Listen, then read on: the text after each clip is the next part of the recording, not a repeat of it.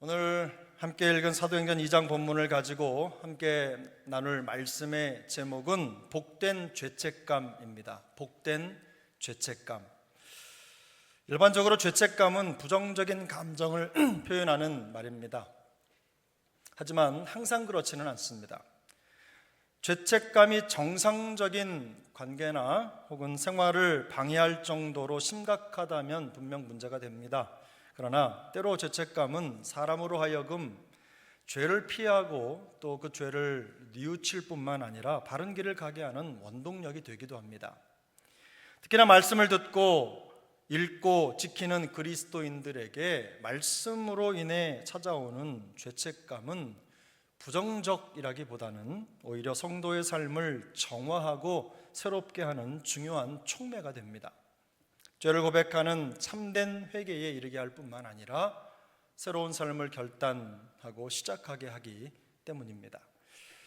이것이 복된 죄책감이라는 설교 제목이 가진 의미입니다.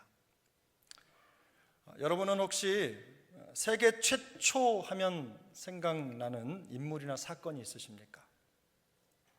1969년 7월 20일 미국의 우주비행사 닐 암스트롱이 아폴로 11호를 타고 세계 최초로 달 표면에 착륙했습니다. 그리고 그곳에서 몇 발짝을 뛴 후에 그 경험을 바탕으로 아주 유명한 말을 남겼는데요. 이것은 사람이 걸을 수 있는 작은 한 걸음에 불과하지만 인류에게는 거대한 도약이다라는 말을 남겼습니다. 혹시 여러분 소래교회라는 이름을 들어보셨습니까?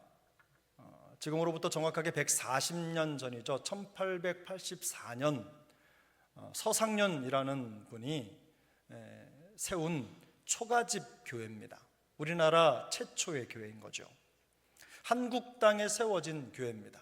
불교의 절, 유교의 어떤 사찰들 이런 많은 역사적인 고찰들이 있는 그런 것만 있던 우리나라에 드디어 교회가 생긴 겁니다. 지금은 북한 땅에 있어서 직접 방문하기는 어렵지만 총신대학교 신학대학원에 가면 소래교회와 똑같은 모양으로 기도처를 만들어 두고 사용하고 있습니다. 기회가 되면 한번 가셔서 방문해 보셔도 좋겠습니다. 소래교회는 한국 교회 역사의 시작점이면서 동시에 우리나라의 민족 종교를 갈아치운 그야말로 복음 역사의 혁명의 상징이라고 할 수가 있습니다. 이처럼 최초라는 말이 갖는 의미는 결코 작지 않습니다. 그런데 오늘 본문에 세계 최초에 이루어진 또 다른 사건이 하나 있습니다.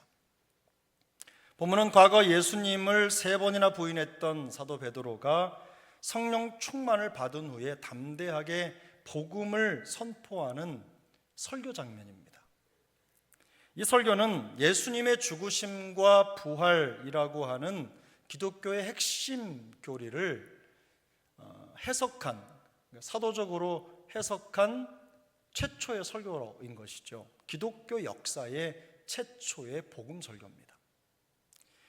베드로의 설교는 미리 준비된 설교는 아니었습니다만 현장에서 이루어진 즉흥적인 설교로 설교를 들으면서 우리가 알고 있는 대로 무려 3,000명이나 되는 엄청난 사람들이 회개하고 돌아와 세례를 받고 그리스도인이 되었습니다.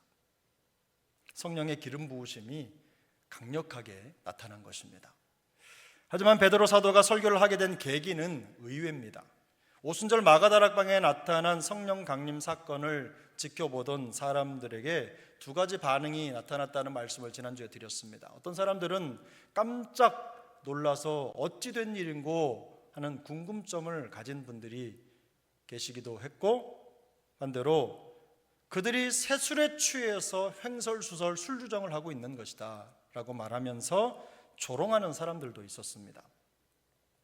상황이 이렇게 되자 베드로가 성령을 통해 일어난 이런 일의 진상을 밝히기 위해서 대중 앞에 서서 설교를 시작합니다. 아마도 베드로도 처음에는 자신이 없었을 텐데 이 본문의 내용을 가만히 살펴보면 다른 제자들이 함께 서서 베드로를 앞세운 것이 분명합니다. 베드로가 설교를 하는 것이죠. 베드로가 설교를 시작할 때 가장 먼저 이 세술에 취했다라고 한 사람들의 생각을 반박하는 것으로 설교가 시작이 됩니다. 오늘 15절에 보면 그때가 제3신이라는 시간 표현이 등장하는데요. 이 삼시라고 하는 것은 오늘날로 말하면 오전 9시를 말하는 것입니다. 유대인들은 오전 6시부터 일시로 하루가 시작이 되기 때문에 3시간이 지난 삼시는 오전 9시가 되는 것입니다. 일반적으로 유대인들은 아침에는 포도주를 마시지 않았습니다. 그것이 생활 원칙이었습니다. 베드로가 굳이 시간을 언급하는 이유는 120명이나 되는 경건한 그리스도인들, 경건한 유대인들이 아침 9시부터 술에 취해서 술주정을 하고 있다는 생각이 얼마나 어처구니 없는 것인지를 밝혀주기 위해서입니다. 그리고 그는 곧바로 오순절 성령 강림 사건에 대한 설명을 이어가기 시작합니다.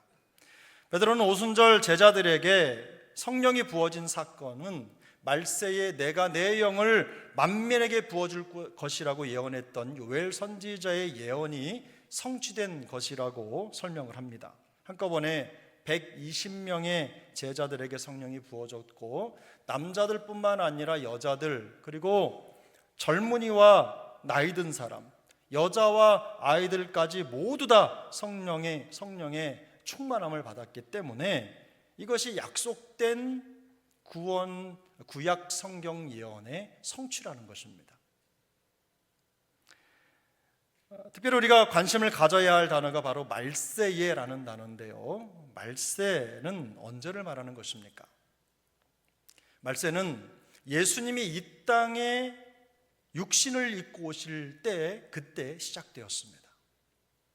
주님의 오심과 함께 종말이라고 하는 표현이 우리의 삶에 들어왔고 그때부터 마지막 주의 날이 진행되고 있는 것입니다. 이미 우리는 성령의 징조들로 가득한 종말의 시대를 살고 있는 겁니다. 그래서 우리는 이미 끝 종말의 시대의 한복판에 서 있는 것이죠. 종말은 예수 그리스도를 통해 구속받은 사람들에게는 빛과 기쁨의 날이지만 믿지 않는 사람들에게는 심판이 예견된 형벌의 날입니다. 베드로는 성령의 임재와 종말에 대한 설명을 오늘 본문 21절로 일단락을 하는데요. 오늘 본문 21절 함께 보겠습니다. 누구든지 주의 이름을 부르는 자는 구원을 받으리라 하였느니라. 한 번 더 읽습니다. 누구든지 주의 이름을 부르는 자는 구원을 받으리라 하였느니라. 지금까지 성령에 대해 설명한 베드로는 마지막을 우리가 잘 아는 누구든지 주의 이름을 부르는 자는 구원을 받으리라라는 말로 마무리를 짓습니다. 요엘서 2장 32절 앞부절에 누구든지 여호와의 이름을 부르는 자는 구원을 얻으리니라는 표현이 등장하는데 여기에서 여호와라는 말을 주라는 말로 바꿨을 뿐 전체 그대로 인용이 된 것입니다. 베드로가 말세의 현상에 성령 충만에 그리고 심판의 징조들을 가지고 설명을 하면서 마지막에 누구든지 주의 이름을 부르는 자는 구원을 얻을 것이라고 말하는 이유는 분명합니다. 궁극적으로 성령의 역사가 가리키는 분이 그리스도이기 때문입니다. 성령 충만, 성령이 가리키는 분은 우리에게 진정할 구원을 가져다 주시는 주 예수 그리스도를 향하고 있다는 것입니다. 성령은 구원받지 못한 사람들에게는 결코 나타나지 않습니다. 성령 충만은 예수를 믿어 구원받은 사람들에게만 나타나는 하나님의 은혜입니다. 그러므로 성령 충만한 교회, 성령 충만한 성도의 삶은 항상 그리스도 중심적일 수밖에 없습니다. 말씀 중심일 수밖에 없다는 말씀을 드리는 것입니다. 성령 충만한 교회나 성도에게 그리스도가 나타나지 않는다면 그것은 엄밀하게 성령 충만받지 못한 것입니다. 간략하게 성령 충만으로 나타난 현상을 설명한 베드로는 이제 곧바로 예수 그리스도와 그의 사역에 대한 설명으로 이어갑니다. 오늘 본문 22절에서 35절까지 이어지는 긴 본문이 바로 그 내용을 설명하고 있는 것인데요.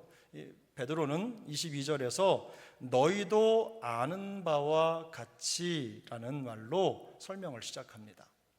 너희도 아는 바와 같이 큰 권능과 기사와 표적을 보이신 나사렛 예수가 하나님이 위로부터 보내주신 메시아라는 객관적인 사실이 입증되었다는 뜻입니다.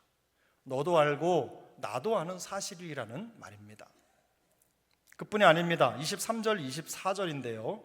우리 두 절 말씀을 함께 읽겠습니다. 그가 하나님께서 정하신 뜻과 미리 아신 대로 내준 바 되었거늘 너희가 법 없는 자들의 손을 빌려 못 박아 죽였으나 하나님께서 그를 사망의 고통에서 풀어 살리셨으니 이는 그가 사망에 매여 있을 수 없었음이라. 아멘. 이것은 불과 50일 전에 있었던 예수 그리스도의 십자가 사건과 부활에 대한 설명입니다. 2달도 채 되지 않은 일이었던 만큼 모두의 머릿속에 아직 생생하게 남아 있었을 것입니다. 유대인들은 아무런 죄도 없으신 예수님을 십자가에 못 박아 죽게 했습니다. 너희가 법 없는 자들의 손을 빌려 못 박아 죽였다라는 말은 설교를 듣는 너희가, 다른 사람이 아닌 너희가 바로 유대인들, 그 유대인들이 바로 예수님을 죽인 장본인이라는 말이에요. 이 말은 설교를 듣는 청중들의 마음을 찔렀습니다. 죄책감을 자극한 것이죠. 암묵적으로 동의하고 그 일에 가담한 공범자들이라는 것입니다. 그러나 그럼에도 불구하고 주님은 무덤에서 부활하셨습니다. 주님은 사망에 매여 있을 수 없는 분이시기 때문입니다. 베드로는 예수님의 부활이 성경의 예언이 성취된 것임을 설명하기 위해서 유대인들이 가장 잘 아는 인물, 존경하고 따르는 인물 다윗이죠. 다윗의 시편을 인용합니다. 두 곳을 인용하는데요. 시편 16편 10절입니다. 우리 함께 읽습니다. 이는 주께서 내 영혼을 수월에 버리지 아니하시며 주의 거룩한 자를 멸망시키지 않으실 것임이니이다. 베드로는 시편 16편에 멸망시키지 않으실 것이다 라는 표현을 오늘 27절에 보면 썩음을 당하지 않게 하실 것이다 라고 바꿔서 표현합니다. 베드로가 성경을 인용하긴 하지만 아마도 성경을 들고 있지 않고 글을 갖고 있지 않기 때문에, 미리 준비한 설교가 아니기 때문에 인용을 하면서 원문과 조금 다른 인용을 하고 있는 겁니다. 하지만 의미가 다르지 않습니다. 예수님께서 시체가 되어 썩지 않고 생명으로 부활하셨다는 말을 하고 있는 것입니다. 그는 또 34절, 35절에서 또 다른 다윗의 시편을 인용합니다. 시편 110편 1절인데요. 여호와께서 내 주에게 말씀하시기를 내가 내 원수들로 내 발판이 되게 하기까지 너는 내 오른쪽에 앉아 있으라 하였도다. 여기서 다윗이 내 주라고 말하는 그가 바로 승천하셔서 하나님 보좌 우편에 앉아 계신 예수 그리스도라는 명쾌한 답을 주고 있는 것입니다.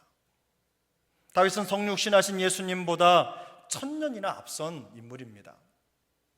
그래서 베드로는 다윗을 선지자라고 표현합니다.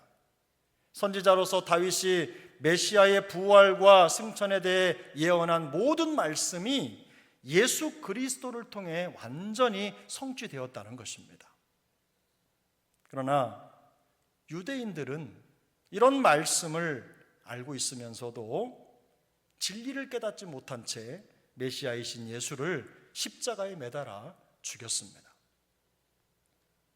오늘 본문 마지막 36절입니다. 함께 읽겠습니다. 그런즉 이스라엘 온 집은 확실히 알지니 너희가 십자가에 못 박은 이 예수를 하나님이 주와 그리스도가 되게 하셨느니라 하니라.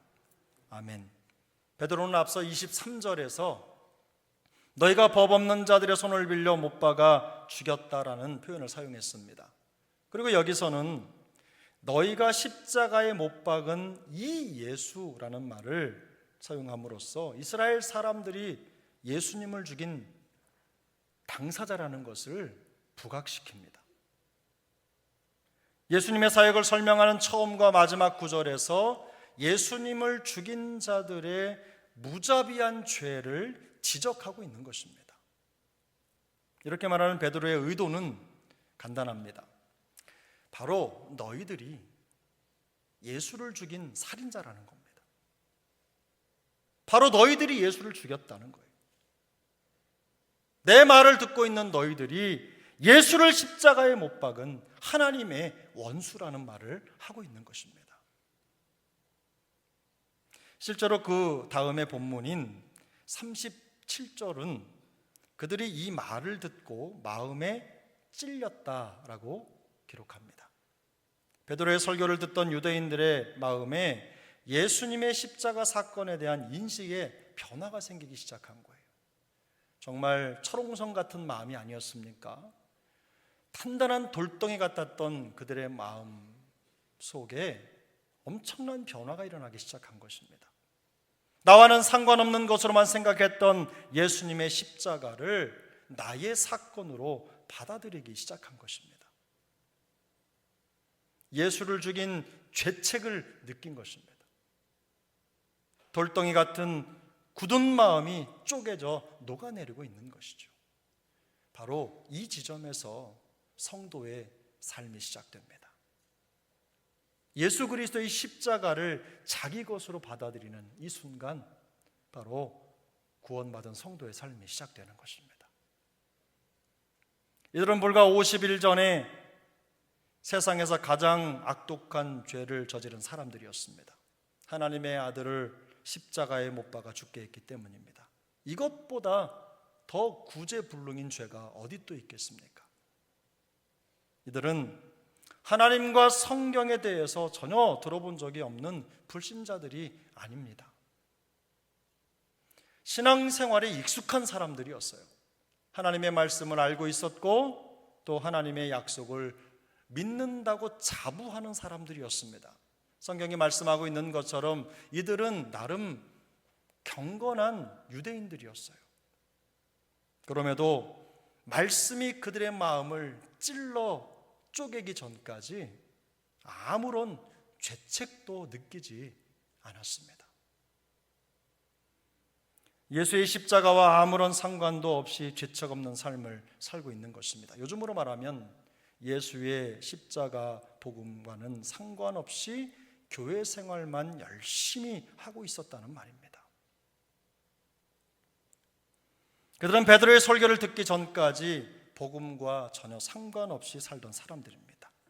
하나님의 말씀을 알고 있었고 예수의 십자가 사건을 직접 목격하기도 했지만 예수님과 아무런 상관없는 사람들이었습니다. 그러나 하나님은 성령 충만한 베드로를 통해 역사하셨습니다. 그가 전하는 미처 잘 준비되지 못한 설교였지만 베드로의 입을 통해 선포되는 그 말씀을 통해 역사하신 것입니다. 말씀과 성령으로 영혼의 감각이 살아나게 하신 것입니다. 자신들이 저지른 치명적인 죄에 대한 죄책을 찔러서 다시 살아나게 하신 것입니다. 우리가 알고 있는 죄책감이라는 감정은 분명히 부정적인 것입니다. 정말로 많은 사람들이 필요 이상의 죄책감 때문에 고통을 받기도 합니다. 자식에게 불행한 일이나 어려움이 있을 때 부모로서 더 도와주지 못한 것에 대한 죄책감을 갖기도 해요. 그러나 이건 여러분 건강한 죄책감이 아닙니다. 인간관계 속에서 본의 아니게 생긴 어려운 상황 때문에 마음속에 죄책을 갖는 거예요. 하나님의 일과 상관없는 것들로 죄의 짐이 생기고 또 이름 모를 죄책감에 시달리기도 합니다. 이런 죄책감은 우리의 삶에 결코 긍정적으로 작용하지 않습니다. 심하면 개인의 삶을 위태롭게 합니다. 관계에 악영향을 끼치기도 하고 삶을 피폐하게 만들기도 하는 것입니다. 그러나 베드로의 설교를 듣던 유대인들의 마음속에 찾아온 죄책은 사람을 궁지로 몰아넣는 부정적인 죄책감이 아니었습니다. 오히려 신앙 양심과 영혼을 살아나게 하는 양약이 되었습니다. 죽어가는 성도를 살려낸 것입니다. 죄책이 진정한 회개의 물꼬를 튼 것입니다. 사실 베드로의 설교를 듣던 예루살렘 사람들과 지금 우리는 아마도 비슷한 문제를 가지고 있을 수도 있습니다. 날마다 죄를 먹고 마시는 우리 자신의 죄악 때문에 예수님이 십자가에 죽으셨다는 사실을 전혀 깨닫지 못하고 살아가는 것이죠. 언제 한 번쯤 예수님의 십자가를 생각하고 그것 때문에 구원을 받았나 하는 반신반의한 마음을 가지고 어쩌면 지금까지 왔을 수도 있어요. 마음속에 확 잡히는 확신도 없이, 예수 그리스도의 십자가에 대한 확신도 없이 여기까지 왔을 수도 있죠. 깨닫지 못하니 마음속에 죄책도 없습니다. 죄책이 없으니 회개할 이유도 없습니다. 그러나 말씀을 듣는 동안 이 성도들에게 그 심령 안에 놀라운 변화가 일어났습니다. 예수의 십자가가 자기의 죄 때문에 생긴 일이라는 것을 인식하게 된 것입니다. 이것이 말씀을 듣는 성도의 마음입니다. 죄에 대한 양심이 살아나고 죄책을 깨닫게 된 것입니다. 예수의 십자가 사건이 자신의 것으로 받아들여진 것이죠. 예수님은 다른 사람이 아니라 우리 때문에 죽으셨습니다. 더 정확하게 말하면 예수님은 다른 사람이 아니라 나 때문에 죽으셨습니다.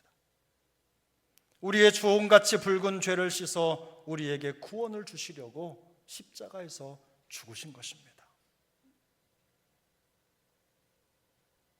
우리가 하나님의 말씀을 들을 때 느끼는 이 죄책이 복된 것이라고 말하는 이유가 있습니다.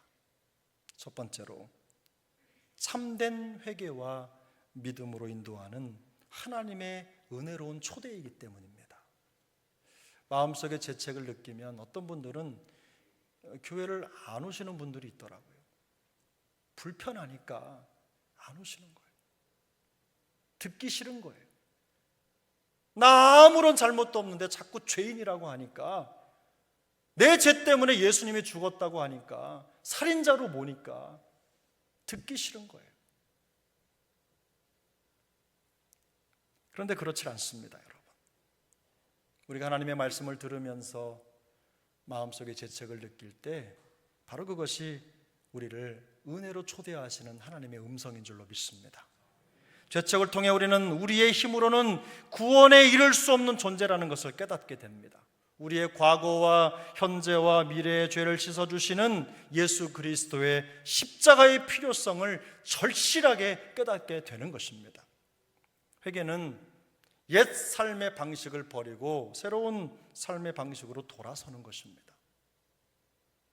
회개와 믿음은 멀리 떨어져 있는 전혀 다른 것이 아닙니다. 참된 믿음은 항상 참된 회개에서 시작됩니다. 말씀과 성령이 주시는 죄책감은 단순히 죄의 형벌에 대한 두려움으로 끝나지 않습니다. 우리에게 죄책을 깨닫게 하시는 그 말씀의 목적이 우리에게 두려움을 주시기 위한 것이 아닙니다. 그게 끝이 아니라는 거죠. 영원한 하나님의 구원을 갈망하는 강력한 동기를 갖게 하기 위해서 하나님이 우리를 말씀으로 찌르시는 것입니다. 말씀을 들을 때 느끼는 죄책이 복된 것이라고 말하는 두 번째 이유가 있습니다. 그것은 성령께서 역사하고 계시다는 증거이기 때문입니다. 요한복음 16장 8절은 말씀합니다. 그가 와서 죄에 대하여 의에 대하여 심판에 대하여 세상을 책망하시리라.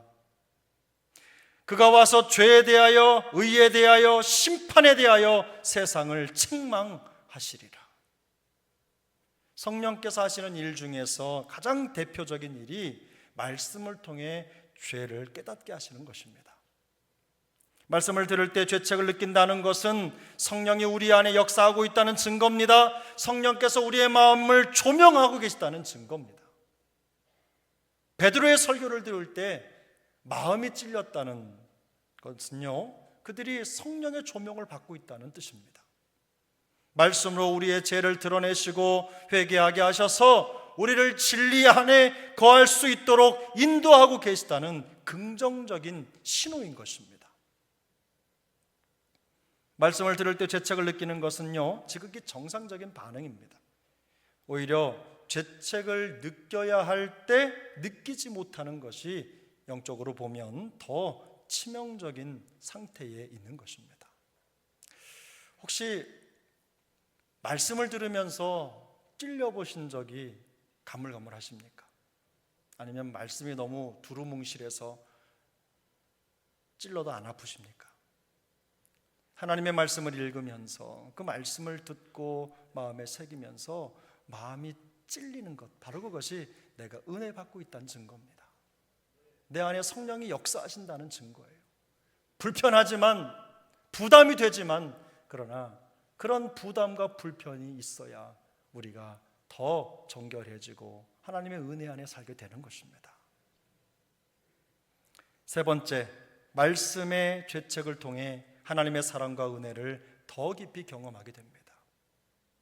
말씀을 통해 자신의 죄와 연약함을 직면하게 될 때 그리스도의 십자가와 대속의 은혜가 우리에게 더 크게 다가오는 거예요. 죄가 크면 은혜가 크듯이 내게 일어나는 모든 상황 속에서 내가 죄인이라는 것을 하나님 앞에 날마다 고백할 때 날마다 우리에게 더 큰 은혜가 임하는 것입니다. 나 같은 죄인을 살리시려고 독생자를 내어주신 하나님의 그 큰 사랑에 감사하게 되는 것입니다.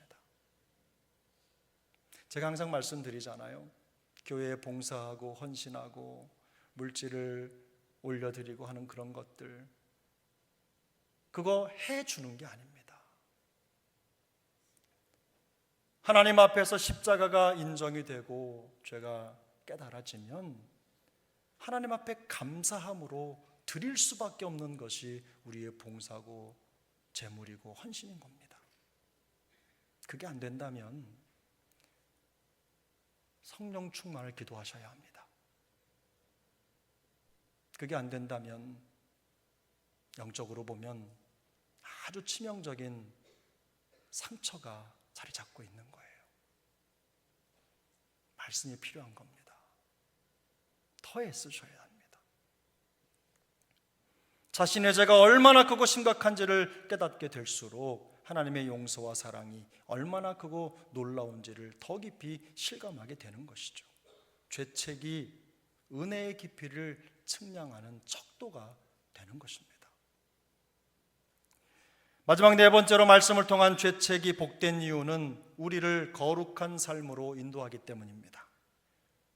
긍정적인 죄책감은 죄에 대한 경각심을 불러일으킵니다. 그래서 거룩한 삶을 회복하는 단초가 됩니다.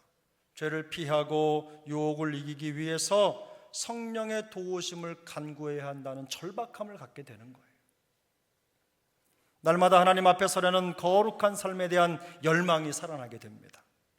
이 건강한 죄책감은 마치 브레이크처럼 우리를 잡고 있기 때문에 우리로 하여금 죄를 멈추게 하고 하나님을 기쁘시게 하려는 영적인 열심으로 나타나는 것입니다. 전 우리 사랑하는 새중앙 식구들에게 이런 죄책의 은혜가 있기를 축복합니다. 복된 죄책감의 은혜를 누리시기를 축복합니다. 이처럼 하나님의 말씀을 들을 때 느끼는 죄책감은 성도로 하여금 거룩한 삶으로 나아가도록 돕는 복의 통로가 되는 것입니다. 그러므로 말씀을 읽고 듣고 묵상할 때 느껴지는 그 죄책감을 두려워하거나 회피하지 마시기 바랍니다. 오히려 말씀이 주는 죄책감을 성령의 인도함을 받는 기회로 삼을 수 있기를 바랍니다. 말씀을 듣고 죄책을 깨닫게 될 때 슬퍼하고 힘들어하기보다는 오히려 죄를 멀리하고 하나님과 더 친밀한 교제를 회복하는 회복의 기회로 삼을 수 있기를 바랍니다. 우리를 새롭게 하시는 성령의 은혜, 바로 그 은혜가 우리 안에 찾아오는 죄책이라는 것, 말씀을 들을 때 생기는 그 죄책감이라는 것을 기억하시고 그걸 통해서 더 능력 있는 성도의 삶을 회복하시기를 예수님의 이름으로 축복합니다. 베드로의 최초 설교를 통해 나타난 말씀과 성령의 역사, 생각만 해도 가슴 뛰는 일 아닙니까? 이 놀라운 역사가 우리 세중앙교회, 우리 세중앙 모든 영가족 한 사람 한 사람에게도 동일하게 나타나기를 예수님의 이름으로 축복합니다.